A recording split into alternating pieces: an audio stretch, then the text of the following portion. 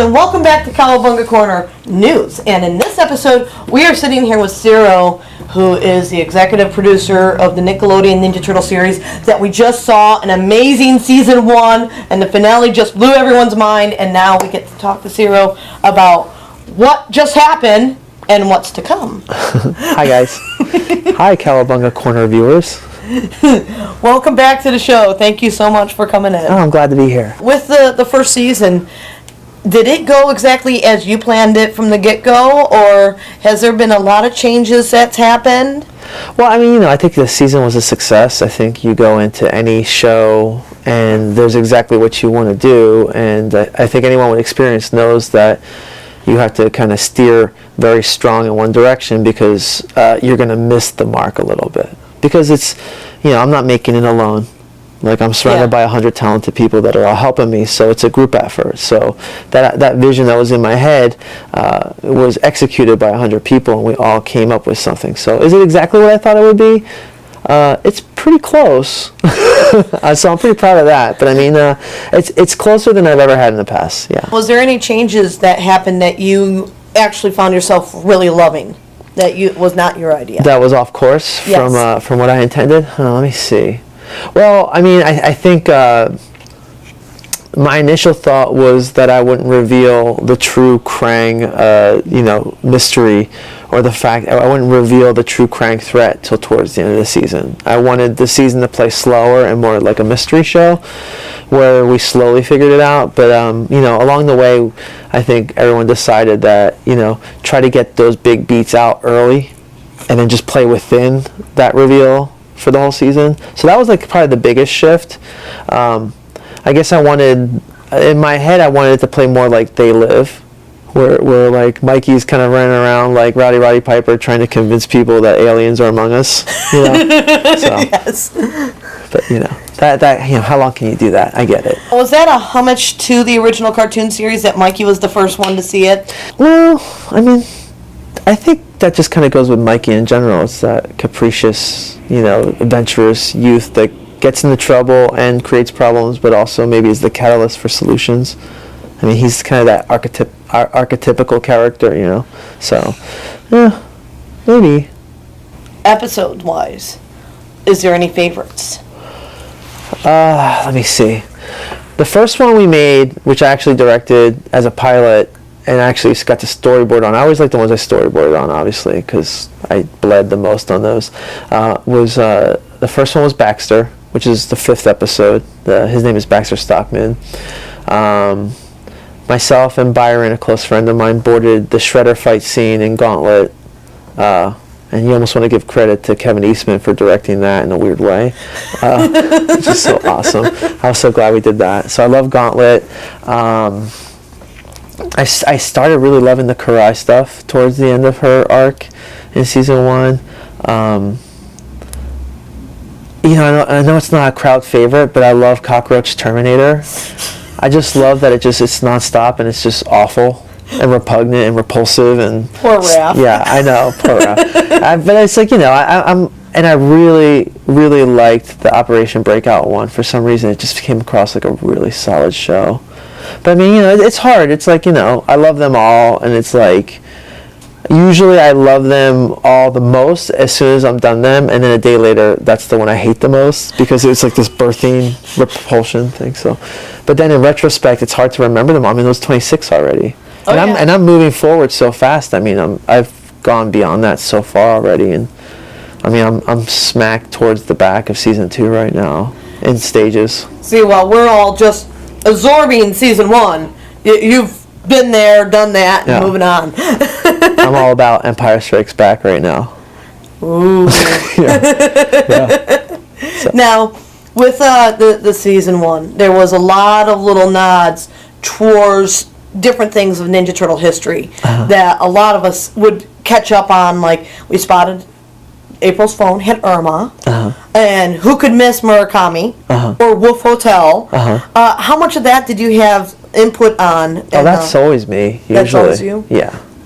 I mean, it's a tight group. I mean, it's like the writers, everybody. We're all kind of around. A lot of those things are last minute, like the the thing like the phone is something that we put in when I'm in post. So that's like literally a painting I did myself. Wow. Because they're like, there needs to be a phone call. Who's it from? And it's like, I know what I'll do. Irma would be calling her. We can't wait to see Irma And that's, on the show. Irma's really, really great. And I think, just to clear it up, I know a lot of people, there's a character that some people glimpsed, I think, in that season 2 trailer. And they go, oh, I saw Irma. That's not Irma. That's a very strange looking man. Like, he's like somewhere between Howard Stern and Joey Ramone. I'm like, that's not Irma. So I think both those guys are extremely handsome, but I mean, but that's not a teenage girl. So You heard it here first. Irma will show up. Irma, it takes a few episodes, but she'll creep in there. Is any of the other Channel 6 crew characters going to be popping up as different inside the series that you know? Not so far. Am I opposed to it? No. I mean, that's all. I mean, what we're going to end up doing with April and all the people that we know associated with April is so strange, and it's more towards the back of what I hope to be the complete series. That it's going to be a little strange for everybody when they see it. They're going to be really freaked out if we do that. I could change my mind. But again, like, I really like the idea of this. Not that it's a prequel, but it kind of backs into the world that we're all used to. At least from the OT. And I love serving the Mirage stuff anywhere I can. I mean, as much as possible. Right now, my favorite part of the Mirage universe has always been the Leo one shot in issue 10. So that's pretty deep, tight stuff there. Yeah, I know, that's my favorite. And trying to figure out a way to do that has been very tricky. Given that we're on a kids network, and there's always a concern that we can't serialize too much. We want to kind of keep it a little modular, which I kind of agree with. I think it's easier to watch a show that you can just kind of jump in at any time. And if there's this underlying thing that grabs you and is a part of a bigger story, then that's like a bonus. So being able to do that's very tricky, and we've been trying. That would be awesome to see y'all come together. Yeah. I mean, what a terrible Christmas for guys. Yeah. Hopefully it's not their first Christmas. Yeah. The original comics definitely did have that depth, and the 4Kids series did pick up on that and did try to homage those episodes themselves, and probably what would be a darker version than we would see here, right? Yeah. Well, I mean, honestly, I think the 4Kids stuff, I have mixed feelings about it, because at times I think it got to a point where it was a little mean-spirited. It was really just hard. There's the Baxter episode. I think that's what I'm thinking of. But then again, I think things have changed now with technology and stuff, and the talent and the expectations are different. So the fight choreography and stuff that we do now, I think, is really exciting. And I like to think that from an action standpoint, that our show kind of is its own thing. I mean, I don't really like when our show gets compared to other stuff, because we never set out to try to be like in any way or better in any way than anything that's come or will come. You know what I mean? It's just, we're trying to be our own thing. We don't sit around watching videotapes of that stuff. We've long passed any kind of idea of that. I mean, some of the fans on the crew do, but that's just for fun, not to inform. Well, there's so many different universes to look into that people do make sure to find out what they are interested in with the Turtles. And some are now picking up onto this series and going and looking at the others, and they keep coming back saying, we like what Nickelodeon has. So it is definitely standing up on its own as a fantastic show. I'm glad. I mean, I think, look, it's like anything else. I think you got something like Batman that's been around for probably 75 years or something now, and it's come and gone so many times, and the world's, at what point are we going to have Leonardo played by Ben Affleck? You know what I mean? It starts to not matter, because they've had so many incarnations. So, the fact that we can even make a Ninja Turtles that is basically the third animated version of Ninja Turtles, that's notable and actually holds its own is impressive. I still feel like Ninja Turtles as a property is young. So I'm glad that I'm not in charge of making a show in 30 years when it'll be the 7th one. And This is just going to keep going. People are going to just say, at some point, someone's going to say they're ripping off the Nick show. So Yeah, very true. we got to trailblaze a little bit. We can't keep looking back. The season finale, there's been a lot of people excited. There's been a few areas that really stood out. I mean, Hamato Yoshi and a Rokosaki fight. The flashbacks there, that was my personal favorite parts of the show. And then we have what was going on with April, and there's been some fans' concerns on April's storyline. Is this the finale of it, or is there more to what April's storyline is? I think the April storyline is a very important one, and it's definitely a major part of what's going to end up being our definitive Turtles story. It was just like in season 1 that we really wanted to kind of like put more of the focus on the Turtles, and I think a lot of people just kind of projected more importance on the April thing than we were ready to get towards. So I think season 2, they're going to realize that it was all part of the plan to kind of start explaining the April stuff in a certain way. Yeah. Like, obviously, the Krang coming, she's definitely part of the Krang thing. I think we definitely all get that. What exactly is she and why? It's going to take a little more time, But that's something that might last over the course of the 5 seasons that I'd like to make. So we're not going to spit it out all at once. Yeah, make it so we're ready for the next episode. Yeah. Sitting on the edge of our seat. When is season 2? Early fall. We can't wait. Yeah, I know. Definitely cannot wait. Is there anything you can say without spoiling about season 2 to get the fans hyped? Well, the big standout right now, I mean, I've been going through the shows just trying to figure out how to put my finger on what it is, and it does feel like it's a pretty equal part Mutations, equal part Ninja Madness, and I guess the third element would be what? I can't think of it. It's 1/3 Turtles, 1/3 Mutations, 1/3 Krang. So it's kind of like an equal dose of all three, although it might seem like a lot more monsters and mutations than usual. The Ninja storyline actually gets pretty deep and involved there, and there's a lot of drama. I think it definitely goes to a tonally more mature place, at least as much as we can, and then we back out a little bit.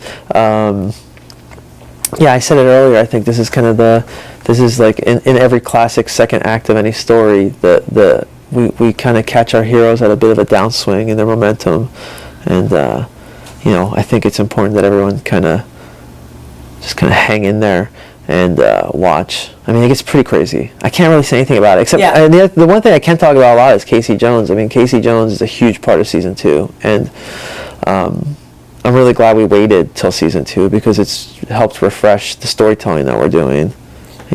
That's cool. It would have been really hard to just throw them in after a few episodes and been like 4 turtles, a girl, and Casey, and just try to serve all that stuff constantly. It just was too much. So it's neat now to have those guys totally fleshed out and played with, and now have this new guy to kind of switch up the dynamics of it all. I have to admit, it took quite a few episodes for me to get the feel for April in the series, so I am excited that you worked that through a season before introducing another one to the group. Yeah, exactly, exactly. I mean, can you imagine if it was like him, and then Rocksteady and Bebop, and all these people, and you're just like, oh my god, I just turned on the TV, and there's like 15 people I need to understand. And it's just too much. Yeah. It's a huge world, You guys are definitely bringing more into it, but at the same time keeping it at a pace that we can all enjoy. Yeah, So. That's what I'm trying to do. I mean, that's the beauty of being at Nick with a show like Turtles that has, so much cachet and there's a commitment to knowing that we're going to fulfill X number of shows, is that we can be a little bit more patient and have kind of like these long kind of journey legs for it, instead of going like, well, I mean, because if I was anywhere else making Ninja Turtles, maybe I would say, I don't know if we're going to get more than one season, so let's throw Casey in episode 4. And it would just changed it all. I think it's nicer to take our time with it, It just means more turtles for us.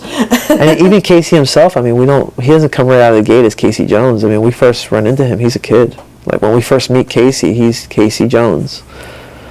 Like, he's not crazy yet. Well, he's crazy, but he's not certifiable vigilante hurting people yet. That's different. Yeah, I mean, Well, I mean, it's hard. It's like, we love Casey Jones, but it's like, how do you you gotta make sure you like the guy before you start seeing him beat people with bats. Like, because then it's like, you know, it gets kind of weird. So you have to kind of like back into it a little bit. The end of season 1 was torture. Yeah. The way they scheduled it. I know. And we're like, wait, why is it still going and it's July? It has nothing to do with me. I don't know what happened there. But is there anything else you'd like to say to the Turtle fans? you know, it's been really great. It's been super hard. Just know that we're getting through it, and we're making a lot of these. I don't know what's been released in terms of how many we're supposed to be making legally yet, like what's out there in the public, but we're making a lot of shows. We're going to be around for a while, and, you know, thank you guys out there, because I've had a huge amount of support from the fans. Like, the viewership's been great, and that's everything. And the toy line's been doing phenomenally well. And believe it or not, like, having the toys do really well helps the show continue. That's a big part of how animation works. And so, you know, it's because of everyone's love that we've been making these. So we're trying to bring it back, give it back and forth. We appreciate having it back. Yeah. It's all over the place, yeah. All your designs, how do you feel seeing all this stuff and knowing you? I did it so long ago, and then something about my drawings, even though I helped with the CG and I would give notes back and forth, and there's a lot over the shoulder kind of retexturing and touching and looking and sculpting things, like there's a bit of a separation that came from me. Plus it's also that they're turtles, and that's Kevin's. And then there's also the thing of, you know, even though I'm making this show, these characters still, I do treat them almost like actors. Like, we do think of them as real, and I think part of that's the CG-ness of it, that, like, when I see, you know, this kind of almost photoreal image of a turtle, I don't look at it and go, oh, okay. I don't look at it and go, oh, hey, look, it's my drawing or my design. Yeah. I just go, oh, look, it's my baby's, kind of more. Like, and people go like, hey, you know, why are you so busy? Like, because I'm at the age where everybody has kids and stuff, and I don't have any, but I seem to have the same problems that everyone else has. Like, I seem to have 4 teenage turtle boys. It's a lot of work. Like all my life is devoted to making sure these guys are alive. It's pretty intense. And it can get that way. I think soon I'm going to start being a little more selfish, but they're walking on their own, I think. I think it's okay. Oh, good. Yeah. I got a lot of talented people helping me, so I'm good. You got a great crew. Yeah. And I want to thank you so much for your time here in Cowabunga Corner. It's always good to get to sit down and talk with you. And I'd like to thank everyone for watching. We will catch you next time on Cowabunga Corner. Can we get a booyakasha for the fans? Yeah. Booyakasha! And Cowabunga. I like Cowabunga. I love Cowabunga. Yeah. It'll be around. Cowabunga!